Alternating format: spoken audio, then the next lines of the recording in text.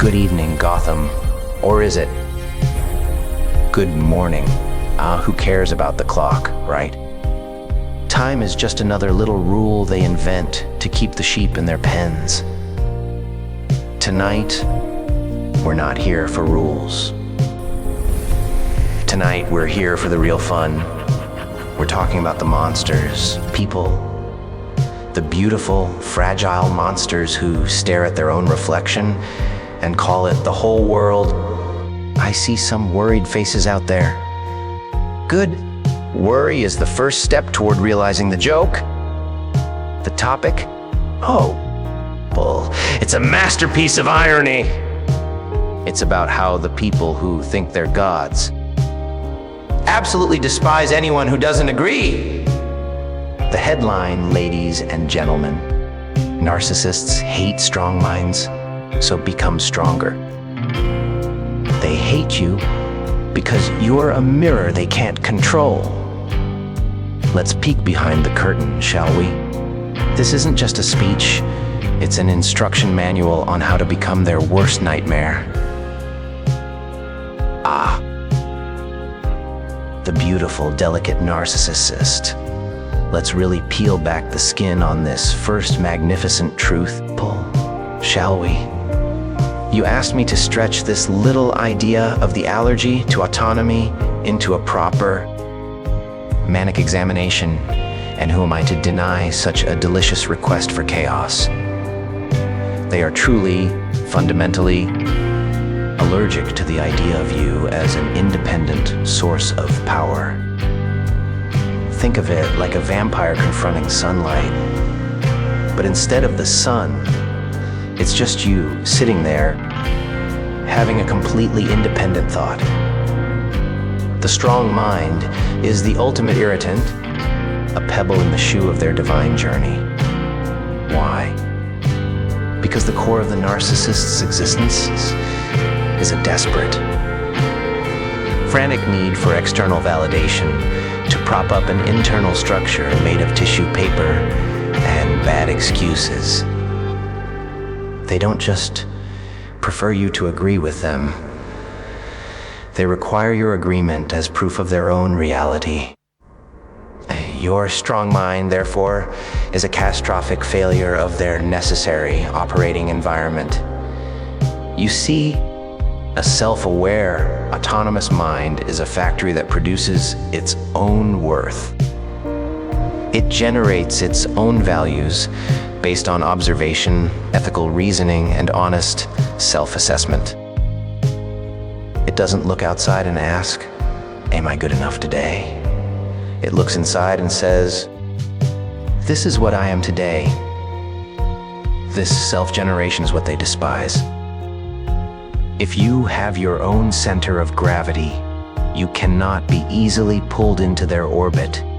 They need you to be a moon dependent on their light for illumination, easily eclipsed, and predictable in your revolution.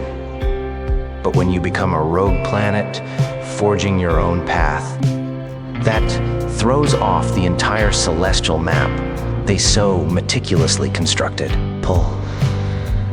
The moment you start generating your own evidence, when you rely on your own memory, your own perception, your own logical analysis, you become a terrifying mobile threat. They rely on gaslight, that wonderful theatrical term for making you doubt your own sanity. They need you to question your past, your feelings, your basic understanding of events. But the strong mind is armed with a secure internal filing cabinet. When they scream, "That never happened," or "You're too sensitive," the strong mind simply retrieves the evidence, checks the file, and quietly thinks, yes, it did. People. And my sensitivity is an appropriate response to your abusive behavior. This silent, internal resistance is invisible to them, but they feel the effect, the control slipping away. So, they have to attack the source of the strength. They can't attack the planet itself, so they attack its atmosphere. They will mock your intellect, label your healthy self, regard as arrogance, or dismiss your principled stance as rigid or unfeeling. They are attempting to dim your light by placing a filter of their own negative projections over it. If they can convince you that your confidence is a flaw, you might just retreat back into the comfortable shadow of their approval. They need you small, reflective, and pliable. Their frantic attacks are not about you. They are a glitch in their own programming, a defense mechanism against the terrifying sight of their own lack of control. When you stand strong, you are not just standing up to them, you are standing up to the necessity of their narcissistic supply. You are refusing to be the audience, the mirror, the battery. And if you refuse, they stand alone on their stage, bathed in their own lonely spotlight, realizing, just for a terrifying, fleeting moment, that they might just be acting for an empty house. And that, my dear autonomous souls, people, is simply unacceptable to their fragile ego, which is why your strength must and will be relentlessly attacked. Logic and the lovely line! This is where the comedy truly becomes a masterclass in human suffering. We're talking about key point 2. The magnificent, glorious, and utterly infuriating effect of simple, cold, hard logic on a warm, squishy, chaotic narcissist. You see, the narcissist lives in the realm of feeling. Not genuine emotion, mind you. People, that would be too inconvenient. But emotional manipulation, it's their weapon of choice. They communicate in theatrical highs and lows, frantic appeals to pity, and sudden, explosive fits of rage. Today, you are the most brilliant creature in their orbit, showered with fleeting praise. But tomorrow, tomorrow, you are the scapegoat, the villain, the reason the entire play has gone wrong. These civilized people, perhaps just because their morning lap was slightly lukewarm, they are constantly shifting the goalposts, changing the rules mid-game. It keeps you off balance, always scrambling to please a standard that doesn't actually exist. But then you show up, with your strong mind, your little calculator, your lovely little adherence to evidence and self-respect. The strong mind introduces boundaries. And what are boundaries? They are not walls. They are simply lines in the sand drawn with the ink of logic and consistency.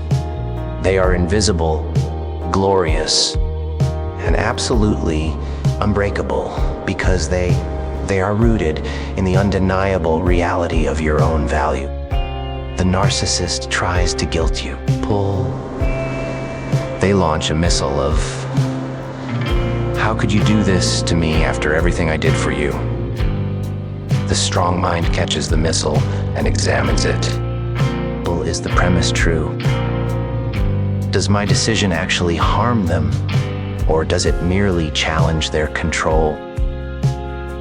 The strong mind simply states the boundary. I understand you feel disappointed, but this is my decision. No drama, no tears, just that maddening, quiet consistency. This consistency is the narcissist's kryptonite. They thrive on drama and reaction. They expect you to buckle under the weight of their theatrical performance. People, they anticipate that their manufactured rage will make you run back, apologize for something you didn't do, and concede the point just to stop the shouting. It's a tried and true script But when you meet their emotional storm with a quiet, analytical eye, the play falls apart. When they scream, the strong mind simply observes, perhaps even saying, "That's fascinating, but does your intense feeling about this align with the factual reality of the situation?" The strong mind introduces a fatal flaw into their manipulation matrix. It separates the emotion from the fact. When you calmly state, "Your feelings are entirely your own, but my decision remains mine," you are asserting a truth they cannot tolerate. You are validating their feeling, giving them nowhere to escalate, while simultaneously rejecting the control they were trying to gain through it. Their manipulation tools, the guilt, the rage, the dramatic tears, turn to dust in the face of logic. They become powerless. People and powerlessness for the narcissist is the ultimate terror. It drives them absolutely, hilariously, wonderfully mad, because the joke is on them. All it takes is a calm, consistent adherence to reality to shatter their emotional spectacle. The failure of the false narrative. This is where the fun really begins. The narcissist, bless their delusional little hearts, doesn't live in the real world. They live inside an expensive, meticulously crafted and utterly self-serving screenplay. They are always the hero, the victim, the misunderstood genius, or the tragically betrayed innocent. Everyone else in their life, that means you, my dear audience, is a supporting character, a devoted sidekick, a minor villain, or a disposable extra who exists only to advance the lead's plot. People, they are the constant star of their own self-produced, highly edited, and critically lauded epic. But what happens when the strong mind arrives? The strong mind is the unblinking, sober, brilliant editor. And what does a good editor do? They spot the plot holes. They catch the continuity errors. They notice that the protagonist's motivation shifts wildly between scenes. They examine the backstory and say, "Wait a moment. This narrative claims you were betrayed, but my notes show you were, in fact, the one who actively set the whole building on fire and then screamed about the smoke damage." The strong mind has a secure grasp on the objective truth, not the emotional spin. You were there. You have an accurate, unedited copy of the script. When the narcissist recounts a story of personal tragedy, blaming some poor fool for their downfall, the strong mind politely but firmly introduces the missing scene, the part where the narcissist made the reckless, self-serving choice that led to the very outcome they now weep about. This is a 5-alarm emergency for them. They rely on your submission to their narrative. They need you to nod along, accept the revisionist history, and agree that the light in the sky is green when you know perfectly well it's red. But the strong mind refuses to participate in this grand, beautiful lie. You become the child pointing out that the king has no clothes. You are the person who holds up the mirror, not the flattering funhouse mirror they prefer, but the cold, flat, honest-looking glass that reflects the truth of their actions, not their intentions. And when their carefully constructed narrative, their entire basis for deserving adoration and sympathy is challenged, what is their response? Do they engage in a rational discussion? Do they apologize? Oh, don't be ridiculous! They do not fix the plot holes. They attack the editor. They try to destroy the critic. They need to discredit you so that your observation can be dismissed. You're biased. You're jealous. You never understood me.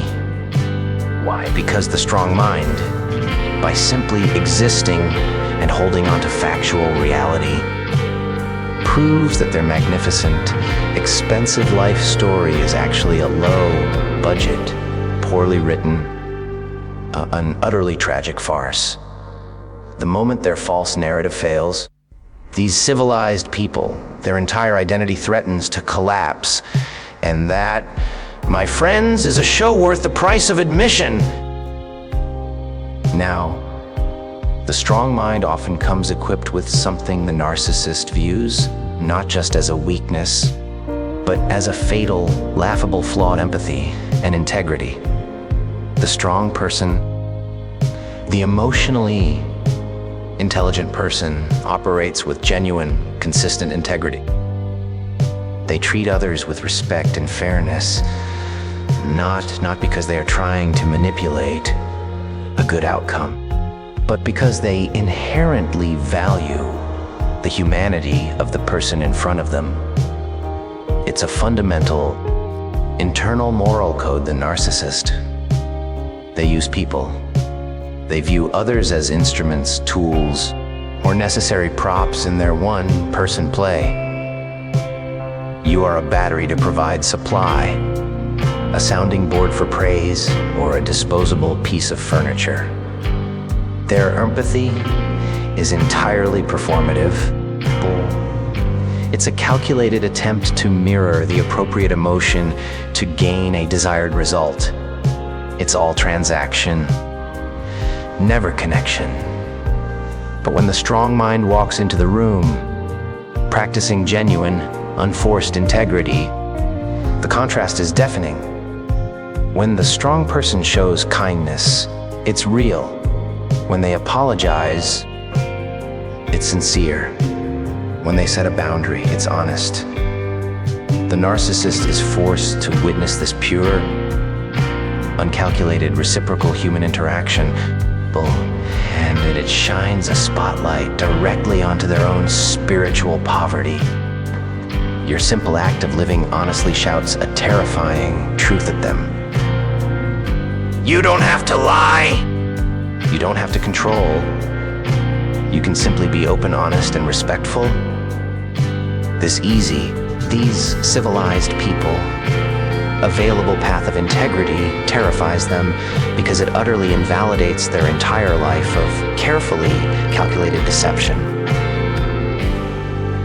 If you can get what you want or simply be who you are without resorting to manipulation, then what does that say about the decades they've spent weaving a web of lies and control? It proves their method is not clever, it's just broken. Your moral strength acts as a massive, screaming critique of their entire existence.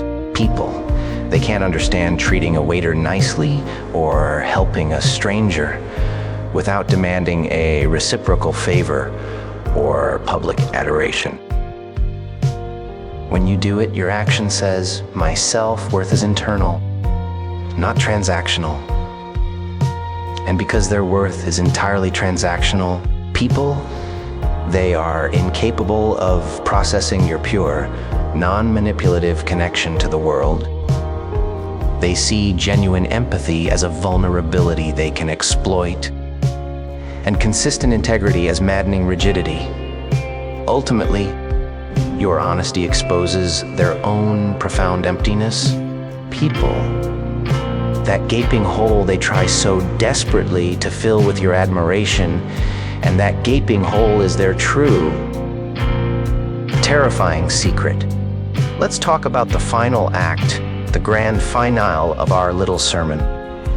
We've established they hate the strong mind for its autonomy, its logic, its reality checking, and its integrity. But how do you stop them from trying to fight back? How do you become so powerful that their attacks simply don't land? The answer is deceptively simple and exquisitely cruel to the narcissist indifference. People. The narcissist is a creature driven by the need for narcissistic supply. Think of it like a dark, insatiable hunger that can only be temporarily sated by the emotional energy of others. They feed on your reaction, your anger, your hurt, your tears, your confusion, your frantic attempts to win back their favor, your begging for clarity.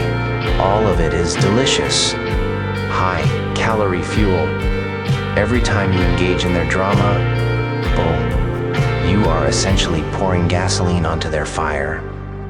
But when you are truly strong, when you have mastered the internal resilience we've been discussing, you simply starve them. Indifference isn't about being angry or cold. It's about being irrelevant to their system.